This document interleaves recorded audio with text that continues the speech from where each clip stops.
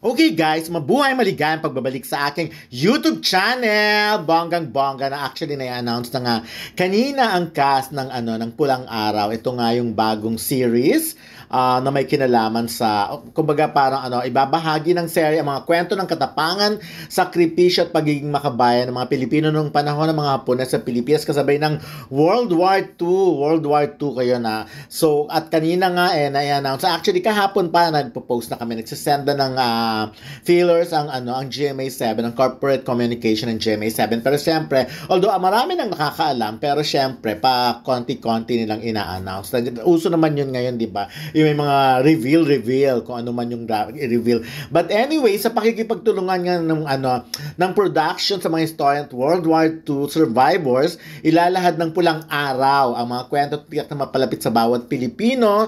Ito nga yung mga kwentong pamilyar sa lahat, saksi man o hindi, sa naganap na pananakop ng mga Hapon noon. Di ba tayo naman pinag-aralan naman natin ng World War II noon. So, naging subject din natin yan nung high school, pinag-aaralan natin yan. So, syempre, pinakilala na nga na bida ang Asia's multimedia star na si Alden Richards.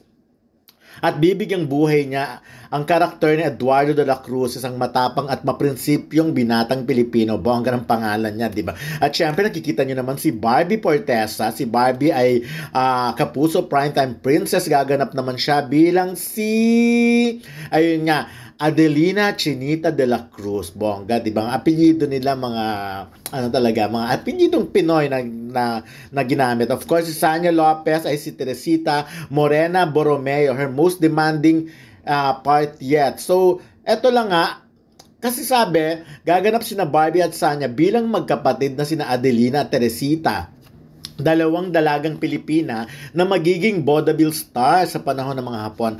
I'm sure alam nyo naman ang vaudeville, di ba? Parang mga music, mga play yan ngayon, yung mga pinupuntahan ng mga ganon, parang musical play Pero syempre iba na ngayon ang mga play Anyways, ayun, of course, si David Licauco ay gaganap bilang si Hiroshi Tanaka. So, obvious naman kung anong character niya, no?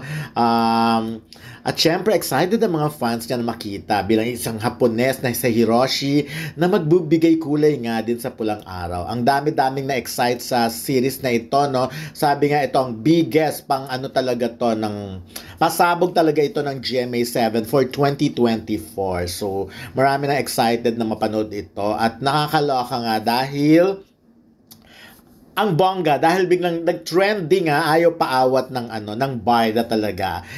Ng nila Barbie at David, super trending sila. Talagang kabog nila yung iba kasi nagkaroon na sila ng may trending na Barbie Fortesa, may trending din na David Licauco, may trending din ang Barda. So talagang sinakop nila ang bonggang-bonggang Twitter na world or X world na yan. But anyways, ayun nga, so ito magiging biggest historical series ng 2024 ng GMA7. So, ayun, nakikita naman natin yung iba't ibang cast.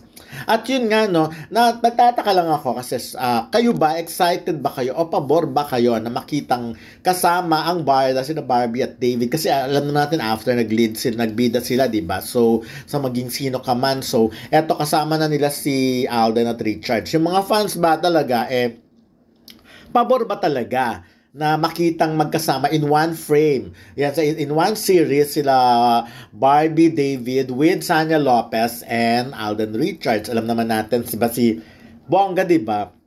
Si Sanya Lopez ay kapatid of course ni Jack Roberto, syempre, diba? At talagang lagi sila magkakasama. Although, close naman sila even before pa, diba? At saka alam naman natin yun. Pero talagang iba rin ang dating ng Barda, no? Talagang hindi sila sabi nga tama ang sinabi ni Barbie na ang feeling niya, sa dami ng naka-love team niya, itong with David Licauco ang magiging pinakamatagal o baka nga hanggang sa pagtanda nila. Kasi talagang pinagbubuhusan talaga sila ng atensyon ng GMA, ng pagmamahal, ng suporta ng GMA7 talagang. Kasi nakikita naman yung potential. But anyways, ayun nga, so at talaga namang katulad nga, nakikita nyo namang nagtre-trending din talaga, di ba? So, ang dami-daming mga issue ngayon, pero talagang hindi nagpatalbog ang ang Barbie at David. Talagang trending sila, nakikipag-agawan sila dun sa mga issue ngayon kay Andrea Brillantes, of course, pati yung PBL, yung volleyball,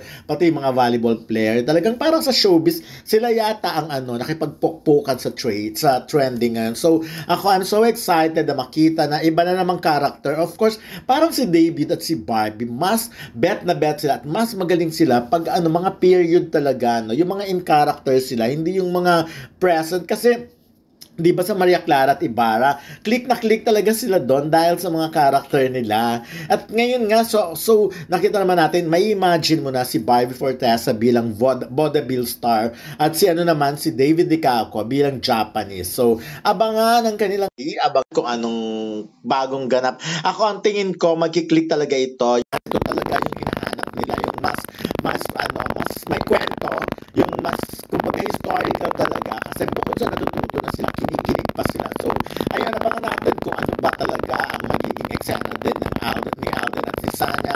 At kung gaano ba ka-excited din talaga ang mga fans na makita na kasama ng Barbie sila Alden at Sanya. Kasi so far, pag tinitignan, karong-karong muna ni Barbie dun. At syempre, gwapo ni David. Pero yung so far, may mga nakikita kasi ako na parang against sila. Parang they want sana na a solo project or Barbie and David